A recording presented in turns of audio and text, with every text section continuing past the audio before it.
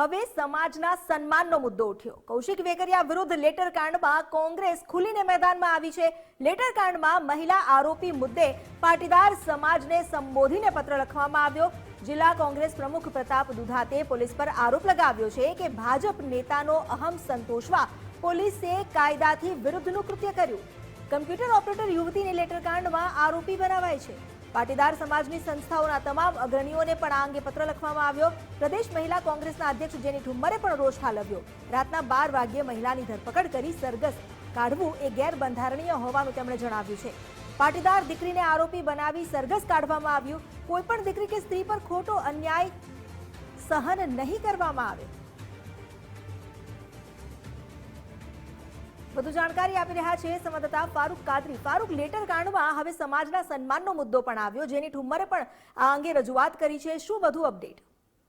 જી અમિતા, જણાવી દઉં કે અમરેલી જિલ્લાના ભાજપના વિધાનસભાના જે નાયબ નિંદક કૌશિક વેકરિયાના પત્રકારનો જે મામલો હતો તેના આરોપી પકડાઈ ગયા, પરંતુ આરોપી જે પકડાણા તેમાં કોમ્પ્યુટર ઓપરેટર કરતી પાયલ ગોટી નામની જે મહિલા હતી તે મહિલાની પણ મોડી રાત્રે અટકાયત કરવામાં પોલીસ દ્વારા આવી હતી અને બાદમાં તેનું બીજા દિવસે રિકન્સ્ટ્રક્શનના ઓઠા નીચે પોલીસ તંત્ર દ્વારા તેને જાહેરમાં સરઘસ કાઢ્યું હોવાનો પત્ર વિધાનસભા જે હાલમાં પૂર્વ ધારાસભ્ય અને અમરેલી જિલ્લા કોંગ્રેસના પ્રમુખ છે પ્રતાપ દુધાતે પત્ર પાઠવ્યો છે અને સોશિયલ મીડિયામાં જેની ઠુમ્મર જે મહિલા કોંગ્રેસના અધ્યક્ષ છે તેને પણ પત્ર પાઠવ્યો હતો, પરંતુ આ પત્ર દ્વારા તેને જે રીતે મહિલાનું આત્મસન્માનની વાત આવી હતી તે ગેરબંધારણીય હોય ને, જે રીતે મહિલાનું રિકન્સ્ટ્રક્શનના ઓઠા તળે જે રીતે તેને જાહેરમાં સરઘસ કાઢ્યું તે અંગે તેને ટિપ્પણી કરી છે અને સમાજના આગેવાનોને પ્રતાપ દુધાતે લખ્યું છે, જે પટેલ સમાજના અગ્રણીઓ છે, ખોડલ ગામના નરેશ પટેલ છે, ગગજીભાઈ છે, સવાણી છે, આ રીતે બધાને તેને પત્ર લખી અને મહિલાનું જે આત્મસન્માનની વાત હતી તેને લઈને તેને જે પત્ર પાઠવ્યો છે તેને લઈને રાજકીય મુદ્દો ગરમાયો છે। હાલમાં જે રીતે જો વાત કરી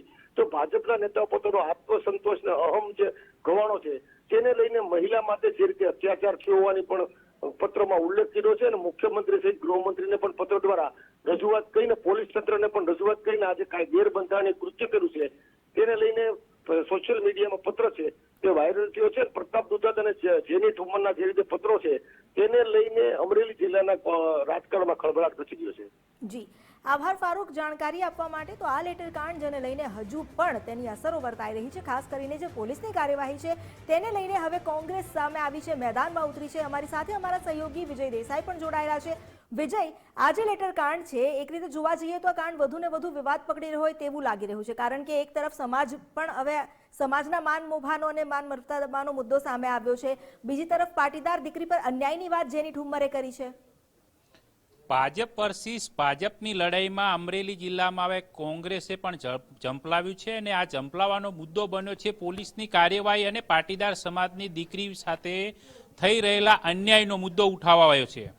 મૂળ વસ્તુ એ છે કે ધારાસભ્ય કૌશિક વેકરિયા વિરુદ્ધ જે પ્રકારે લેટર કાંડ થયો અને તેની અંદર 4 આરોપીઓની ધરપકડ કરવામાં આવી, તેમાં ભાજપનો જ મનીષ વઘાસિયા નામનો વ્યક્તિ મુખ્ય સૂત્રધાર ગણવામાં આવે છે, તેની સાથે અન્ય 4 લોકોનો પણ સમાવેશ થાય છે।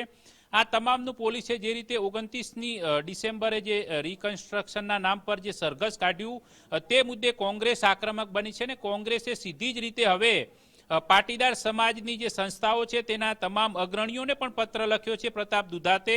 આ ઉપરાંત રાજ્યના મુખ્યમંત્રીને પણ પત્ર લખ્યો છે કે પોલીસે મોડી રાતના કાયદાની વિરુદ્ધમાં જઈને ભાજપના એક નેતાનો અહમ સંતોષવા માટે આ પ્રકારે કાયદાની વિરુદ્ધમાં કૃત્ય આચર્યું હોવાનો આરોપ લગાવાયો છે।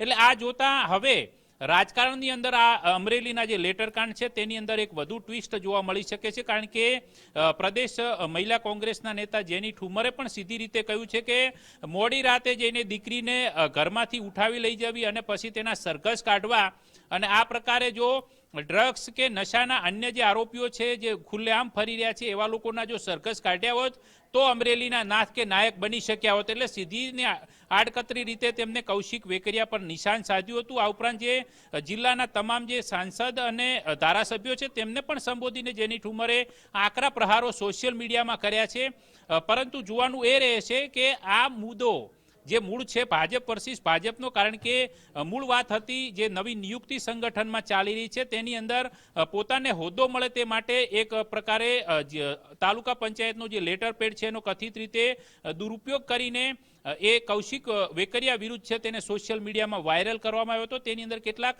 આરોપ લગાવવામાં આવ્યા હતા કે કૌશિક વેકરિયા કોંગ્રેસમાંથી આવેલા લોકોને સંગઠનની અંદર પ્રાધાન્ય આપી રહ્યા છે અને પોતે જ વહીવટ કરતા હોવાના અનેક આરોપો તેની અંદર લિખિત છે, પરંતુ એ લેટર ખોટો હોવાનું પણ નિવેદન આવ્યું હતું. ને ત્યારબાદ જે પ્રકારે ધરપકડનો દોર શરૂ થયો, રિકન્સ્ટ્રક્શન થયું, ઉપરાંત તપાસ ચાલી રહી, પરંતુ તેમાં એક જે મહિલા આરોપી તરીકે જેને દર્શાવાઈ છે એ હકીકતમાં ત્યાં કમ્પ્યુટર ઓપરેટર તરીકે જોબ કરતી હતી અને 10,000ના પગારમાં કામ કરતી હતી, પરંતુ તેને મુખ્ય આરોપીની જેમ જ સર્કસ કાઢવું અને મહિલાઓની વિરુદ્ધમાં એક પ્રકારે જે મહિલા સશક્તિકરણની વાતો વચ્ચે આ પ્રકારના સર્કસ કાઢવા, તેને લઈને કોંગ્રેસ આક્રમક બન્યું છે. હવે જોવાનું એ રહેશે કે પાટીદાર સમાજની જે સંસ્થાઓ છે તે કયા પ્રકારે પ્રત્યુત્તર આપે છે આ સમગ્ર વિવાદમાં.